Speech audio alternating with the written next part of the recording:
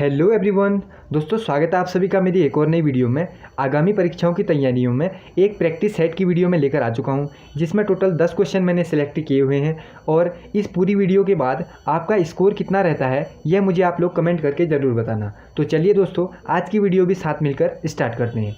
आज की वीडियो में पहला सवाल, एप्पन गर्ल ऑफ कुमाऊं किसका उपनाम है? 4 ऑप्शन आप देख सकते हैं, आइरीन पंत, गौरा देवी, मीनाक्षी खाती या फिर इनमें से कोई नहीं।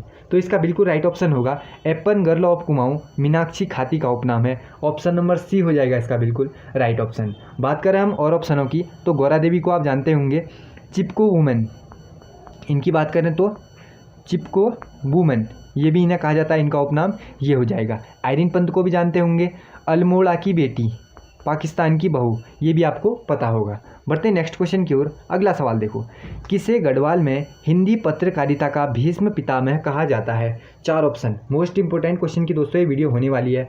सारे क्वेश्चन आपको ऐसे दिखेंगे जो आपको आगामी पेपर में देखने को मिल सकते हैं। उन्हीं मोस्ट इंपोर्टेंट क्वेश्चन को मैं यहाँ पर सिलेक्ट करता हूँ। बताइए, हिंदी पत्रकारिता का भीष्म पितामह गढ़वाल में किसे कहा जाता है? तो विश्वम्बर दत्त चंदोला इसका बिल्कुल राइट ऑप्शन हो जाएगा, ऑप्शन नंबर ए। बढ़ते नेक्स्ट क्वेश्चन की ओर। अगला सवाल, राज्य में खेल नीति की घोषणा कब की गई? 4 ऑप्शन देख सकते हैं आप। 16 जनवरी 2006 को की गई राज्य में खेल नीति की घोषणा, तो 16 जनवरी 2006, ऑप्शन नंबर डी हो जाएगा इसका बिल्कुल राइट ऑप्शन, 16 जनवरी 2006। बढ़ते नेक्स्ट क्वेश्चन की ओर। अगला सवाल, श्रीदेव सुमन जी कब शहीद हुए थे? श्रीदेव सुमन कब शहीद हुए? 4 ऑप्शन आप देख सकते हैं। ये कब शहीद हुए थे? 25 जुलाई 1944 को। तो 25 जुलाई 1944 इसका बिल्कुल राइट ऑप्शन हो जाएगा। बढ़ते हैं दोस्तों नेक्स्ट क्वेश्चन की ओर। राज्य में दूसरा सबसे बड़ा शिखर कौन सा है? सबसे पहले की बात आती है तो सभी को पता होता है नंदा देवी, हम क्या कर लेते हैं, राइट कर लेते हैं। लेकिन बात आ चुकी है दूसरे सबसे बड़े के बारे में, तो दूसरा कौन हो जाएगा? कामेत, ऑप्शन नंबर सी हो जाएगा इसका बिल्कुल राइट ऑप्शन। फर्स्ट कौन होता था? फर्स्ट होता था नंदा देवी, ये भी आपको पता होना चाहिए। बात करते हैं कामेत की ऊंचाई के बारे में, तो 7,756 मीटर ये ऊंचा है, 7,756 मीटर, ये आपको पता होना चाहिए। और नंदा देवी के बारे में तो आपको पता ही होगा, 7,817, ये भी पता ही होगा आपको। तो दोनों आपको क्या होने चाहिए, याद होने चाहिए। और ये नंदा देवी हो, कामेत हो, चौखंबा हो या फिर नारायण पर्वत हो, ये चारों के चार किस डिस्ट्रिक्ट में है? चमोली डिस्ट्रिक्ट में है। किस में है? चमोली में। बढ़ते नेक्स्ट क्वेश्चन की ओर। अगला देखो, श्री पूर्णागिरि मंदिर उत्तराखंड के किस जिले में स्थित है? अल्मोड़ा, चंपावत, नैनीताल या फिर टिहरी। तो आपको याद होना चाहिए, श्री पूर्णागिरि मंदिर की बात आएगी तो चंपावत जिला क्या हो जाएगा? राइट ऑप्शन हो जाएगा, चंपावत इसका हो जाएगा राइट ऑप्शन।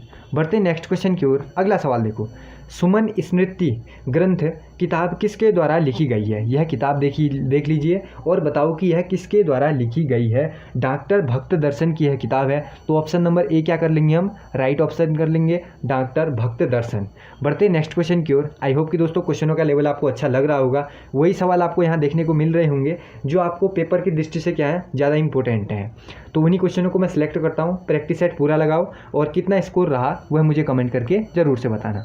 अगला सवाल देखो, नल दमयंती ताल किस जनपद में स्थित है? नल दमयंती ताल है कहाँ है? नैनीताल, अल्मोड़ा, पौड़ी या फिर हरिद्वार। तो यह है नैनीताल में, ऑप्शन नंबर ए में हमें दिखता है, तो इसको क्या कर लेंगे हम? राइट कर लेंगे। बढ़ते हैं नेक्स्ट क्वेश्चन की ओर। अगला सवाल देखो, अगला सवाल हमसे कहता है, पंडित गोविंद बल्लभ पंत राष्ट्रीय पर्यावरण एवं विकास परिषद कहाँ स्थित है? नैनीताल में, चमोली में, अल्मोड़ा में या फिर चंपावत में। तो राइट ऑप्शन आपको बताना है। तो इसके बारे में तो आपको पता ही होगा, कोसी कटारमल अल्मोड़ा, आपने याद किया होगा। अल्मोड़ा राइट कर लेते हैं, Almora option number C right हो जाएगा। और कोसी कटारमल भी नाम आपको याद होना चाहिए, आपको ये पता ही होगा। बढ़ते नेक्स्ट क्वेश्चन की ओर। अगला सवाल देखो, मध्य हिमालय की कला पुस्तक किसकी है? ये किताब का नाम आप देख लो, मध्य हिमालय की कला। यह पुस्तक किसकी है? ऑप्शन देखो, गंगा दत्त उप्रेती, डॉक्टर यशोधर मठपाल, डॉक्टर यशवंत सिंह कठौच या फिर उपरोक्त में से किसी की नहीं। तो राइट ऑप्शन कौन सा हो जाएगा? Doctor Yashwant Singh Katoch, option number C हो जाएगा राइट इसका, डॉक्टर यशवंत सिंह कठौच। तो ऑप्शन नंबर सी कर लेंगे हम राइट ऑप्शन। यहाँ पर हमारा टोटल 10 नंबर का प्रैक्टिस सेट पूरा हो चुका है। इन 10 क्वेश्चनों में से अपना स्कोर मुझे कमेंट करके ज़रूर बताना। इससे पहले मैंने जो हमारे विश्व के ऐतिहासिक स्थल हैं उन पे वीडियो बनाई हुई है, कमेंट में उसका मैंने और डिस्क्रिप्शन में लिंक डाला है, आप वहाँ से उसे देख सकते हैं। मैं लगातार ऐसे प्रैक्टिस सेट लाते रहता हूँ। एक क्वेश्चन हमेशा की तरह मैं आपके लिए लाता हूँ जिसका आंसर आपको बताना होता है मुझे कमेंट करके। तो आज के लिए प्रश्न है आपके लिए, चंद का अंतिम शासक कौन था? चंद का अंतिम शासक। अगर आपको इसका आंसर आता हो तो कमेंट करके मुझे जल्दी से बताओ। क्वेश्चन में आपको सबसे पहले शुद्ध शब्द पहचानना है कि जिसमें कोई त्रुटि नहीं है, वह शब्द कौन सा है? बताओ युधिष्ठिर कैसे लिखा जाता है? फर्स्ट क्वेश्चन, युधिष्ठिर लिखा जाता है ऑप्शन नंबर बी की तरह, ऑप्शन नंबर बी की तरह। तो ऑप्शन नंबर बी हो जाएगा इसका बिल्कुल राइट ऑप्शन। और 3 ऑप्शनों को देख सकते हो, ये क्या लिखे गए हैं? अशुद्ध हैं। अगले क्वेश्चन की तरफ हम बढ़ते हैं।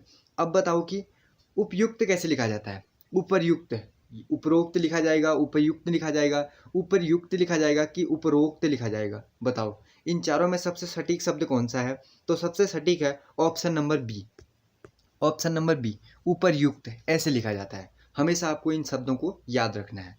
बढ़ते हैं नेक्स्ट क्वेश्चन की ओर। अगला सवाल देखो। अब अगले सवाल में बताना है श्रृंगार कैसे लिखा जाता है? श्रृंगार, श्रृंगार हमेशा लिखा जाता है ऑप्शन नंबर ए की तरह, ऑप्शन नंबर ए की तरह। ये राइट हो जाएगा। ये वाला सवाल पिछले जो यूके SSSC करवाया है उसमें बहुत बार रिपीट हो चुका है, तो आपको पता होना चाहिए। श्रृंगार लिखा जाएगा ऑप्शन नंबर ए की तरह। अगला शब्द है एक और रिपीटेड, इसको हम रिपीटेड मान लेते हैं।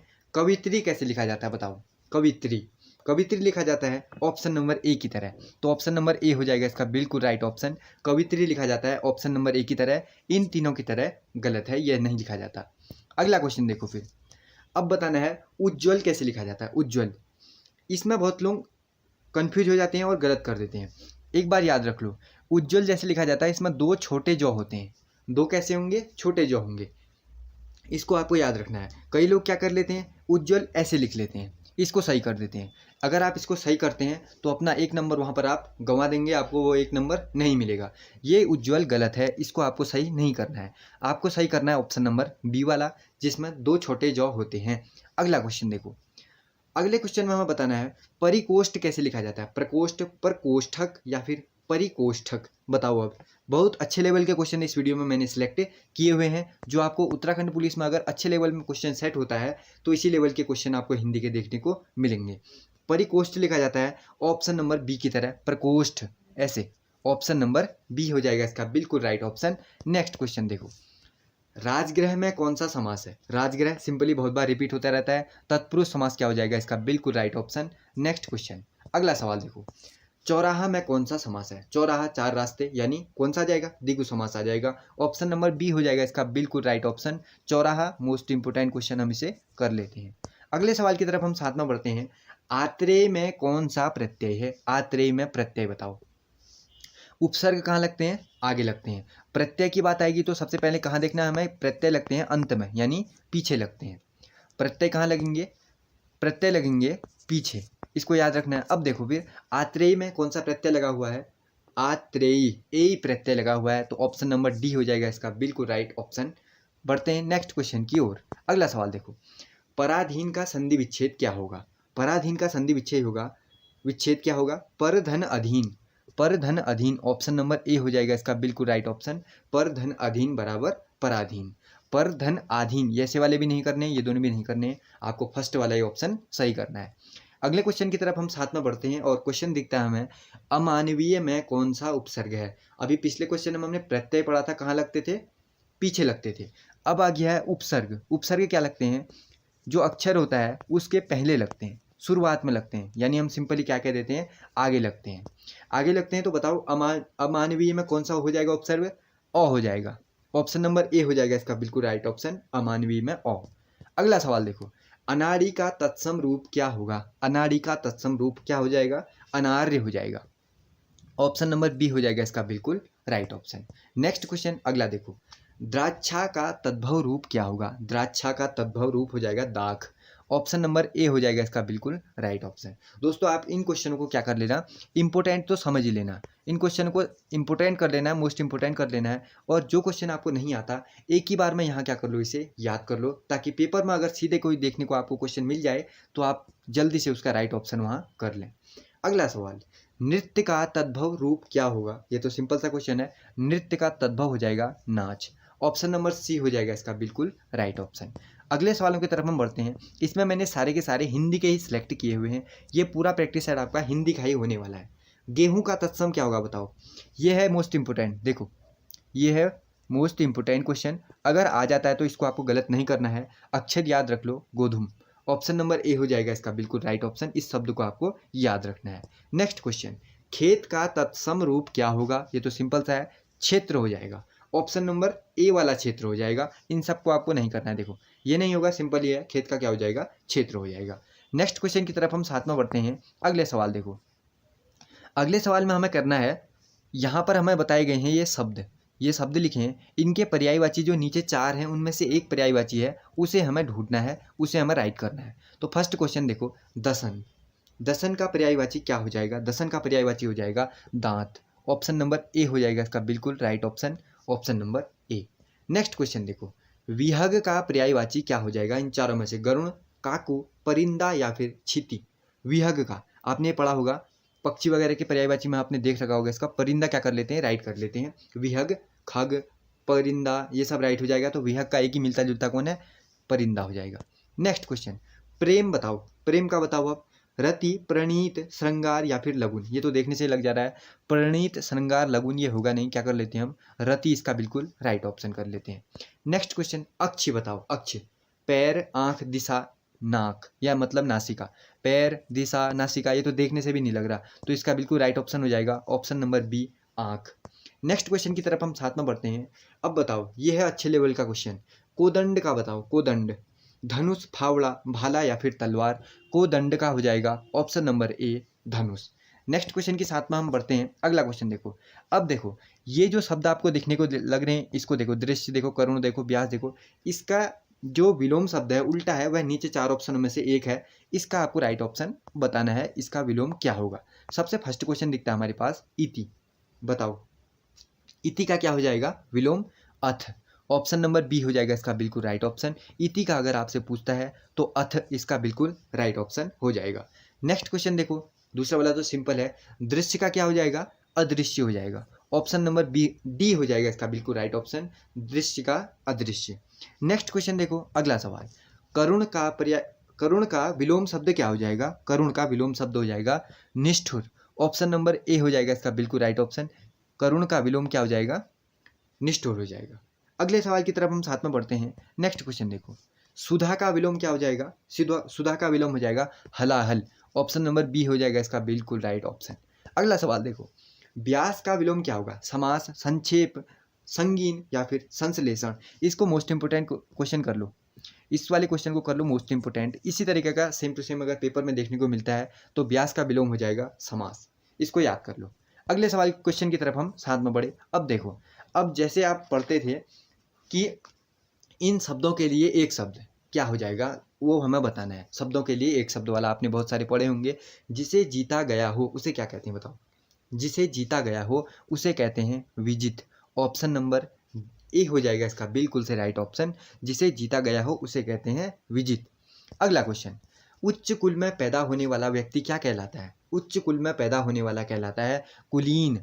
ऑप्शन नंबर बी हो जाएगा इसका बिल्कुल से राइट ऑप्शन। आई होप कि दोस्तों क्वेश्चनों का लेवल आपको अच्छा लग रहा होगा। इस लेवल के अच्छे क्वेश्चन मैंने सिलेक्ट किए हुए हैं। अब इस वीडियो को आप दोस्तों के साथ शेयर कर लेना ताकि उन्हें भी हिंदी का एक बढ़िया सा प्रैक्टिस सेट लगाने को मिल जाए। नेक्स्ट क्वेश्चन की तरफ हम साथ में बढ़ते हैं। उच्च कुल वाला हम बना चुके हैं, कुलीन हमने आंसर दे दिया है। नेक्स्ट क्वेश्चन है, कुछ लोगों में श्रेष्ठ होगा उसे क्या कहेंगे? उसे कह देंगे गणमान्य कहेंगे, विशिष्ट कहेंगे, अभिन्न कहेंगे, कुलीन कहेंगे। तो जो कुछ लोगों में श्रेष्ठ होगा उसे कह देंगे विशिष्ट। ऑप्शन नंबर बी हो जाएगा इसका बिल्कुल राइट ऑप्शन।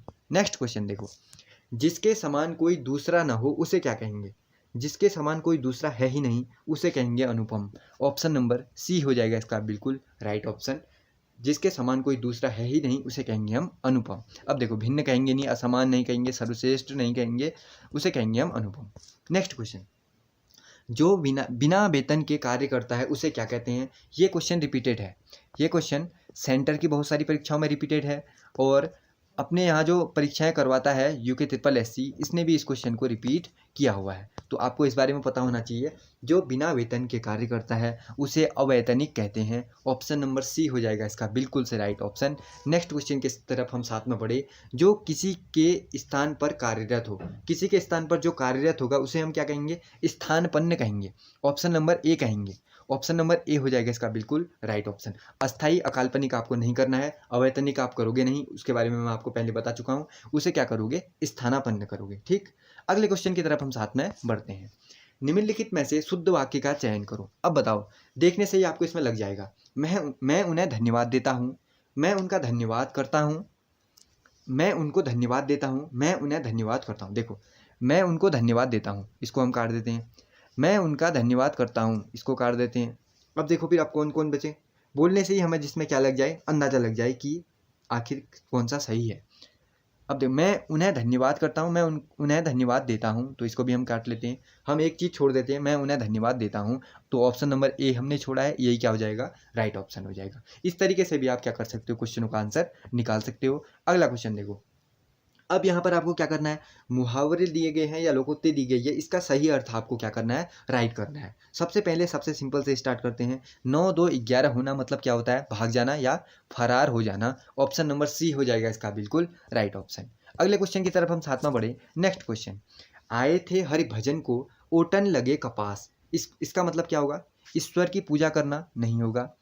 कपास ओटना चुनना ऐसा तो होगा नहीं, क्योंकि इस तरीके का होता नहीं है। व्यर्थ में समय गंवाना या प्रमुख कार्य के उद्देश्य को छोड़कर अन्य कार्य में लग जाना, तो ऑप्शन नंबर बी हो जाएगा इसका बिल्कुल right option. Option number B, आए थे हरि भजन को ओटन लगे कपास, प्रमुख कार्य को उद्देश्य को छोड़कर दूसरे कामों में लग जाना।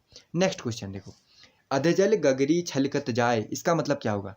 अधजल गगरी छलकत जाए यानी कम गुणों वाला व्यक्ति जो होता है वह अपनी प्रशंसा या दिखावा अधिक करता है, ऐसा होता है। ठीक, तो कम ज्ञान का अधिक प्रदर्शन होना, ऑप्शन नंबर सी हो जाएगा इसका बिल्कुल राइट ऑप्शन। अत्यधिक ज्ञानी ये तो होगा नहीं।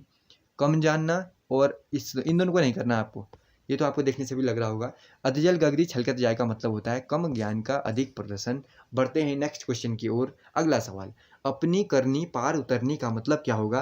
अपनी करनी पार उतरनी, अपने कर्म का फल स्वयं भोगना। ऑप्शन नंबर ए हो जाएगा इसका बिल्कुल राइट ऑप्शन।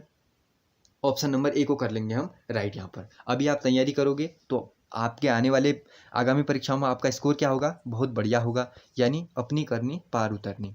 नेक्स्ट क्वेश्चन, अटका बनिया देवे उधार, इसका क्या होगा बताओ? ये इंपॉर्टेंट है, ये है इंपॉर्टेंट, मोस्ट इंपॉर्टेंट। अटका बनिया देवे उधार, दबाव पड़ने पर सब कुछ करना। ऑप्शन नंबर ए हो जाएगा इसका बिल्कुल राइट ऑप्शन, ये तीनों नहीं है। अगला क्वेश्चन की तरफ हम साथ में बढ़े। नाच न जाने आंगन टेढ़ा का मतलब क्या होगा? बताइए।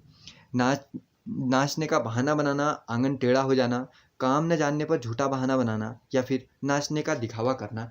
तो नाच न जाने आंगन टेढ़ा मतलब काम जानता नहीं है और आरोप लगाता है दूसरों पे ऐसा नहीं था इसीलिए मुझसे नहीं हो पाया, या ऐसा है इसलिए ऐसा नहीं है। काम न जानना पर झूठा बहाना बनाना। ऑप्शन नंबर सी हो जाएगा इसका बिल्कुल राइट ऑप्शन। ठीक, आज का क्वेश्चन पेपर आपको अच्छा लगा होगा, लेवल अच्छा लगा होगा, तो मुझे लगा कि इस लेवल के भी क्वेश्चन आपके साथ एक बार शेयर करने चाहिए, तो इसलिए मैंने इस वीडियो को बनाया है।